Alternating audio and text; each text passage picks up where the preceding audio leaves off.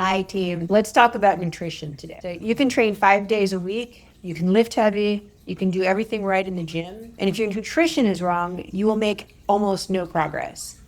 This is the first video in our 6-part nutrition series. Today, we're going to ask why. So fitness professionals will tell their clients that nutrition is 85% of fitness.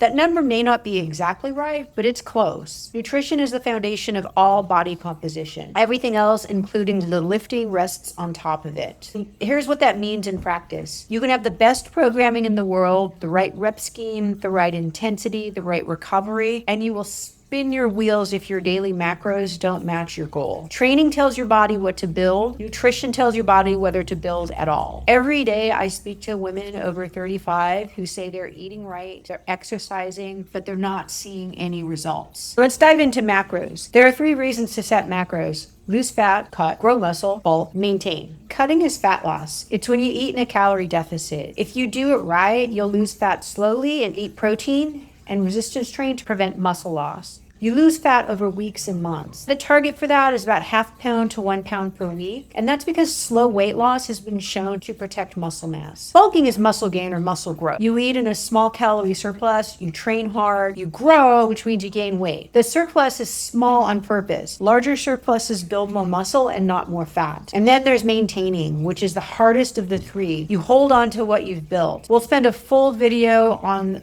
the why later in this series. The combination that produces results in every phase is the same: nutrition plus resistance training. One without the other doesn't work. A deficit without lifting will cost you muscle and bone. Lifting without dialed-in nutrition will yield almost no change in body composition. Together, they're the pillar of recomposition in perimenopause and postmenopause. The mechanics of cutting and bulking is CICO, short for calories in, calories out. This is the physics of body composition. If you take in more calories than you burn, you store the surplus, mostly as fat. If you take in fewer calories than you burn, you draw down the stores, mostly fat, with some muscle loss if you don't protect it with protein and lifting. This is nothing new.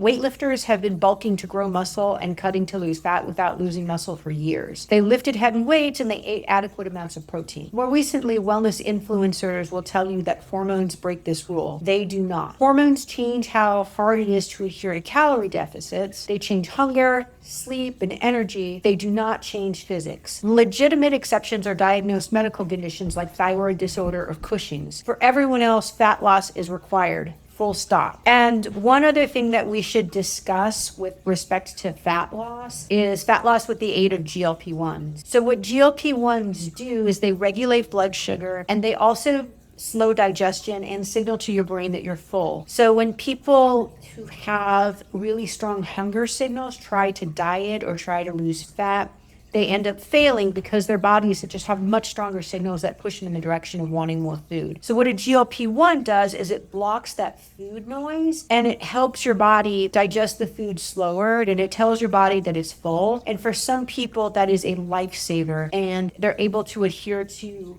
eating plans that they've never been able to do before. So then let's talk about macros. Macros are short for macronutrient. Macros are the 3 nutrients that your body needs in large amounts. And those are protein, carbohydrates, and fat. Each does something different. Protein builds and repairs tissue, muscle, bone, skin, and organs. Without enough protein, you can't build muscle, heal a tear, or defend against bone loss. Carbohydrates are fuel. They power your training, refill the glycogen in your muscles, and support thyroid and hormone function.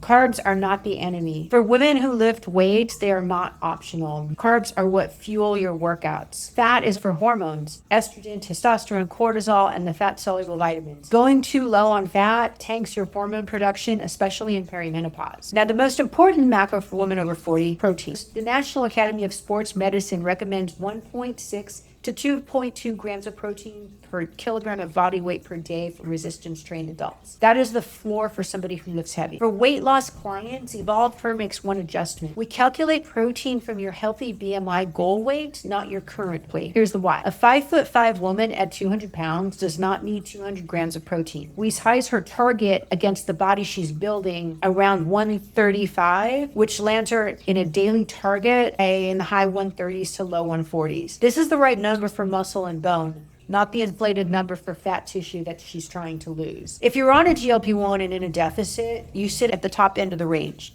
2.2 grams per kilogram of goal weight distributed into 30 to 40 gram servings across 3 to 5 meals a day. GLP-1 trials show that 25 to 40% of weight loss can be lean muscle mass when protein and resistance training are inadequate. Hitting the protein floor is what prevents that. So we have 6 videos in this series. Today was the foundation. Next week, we'll talk macronutrients in more depth and bone density. Then we'll talk about cutting strategies, alcohol, reverse dieting, and maintenance. Your homework this week: open the nutrition module if you have not. Enter your goal weight, enter your current weight, set your phase. The math is done for you. You're testing the formulas, and your data is what makes the next release sharper. See you next Thursday. Thank you.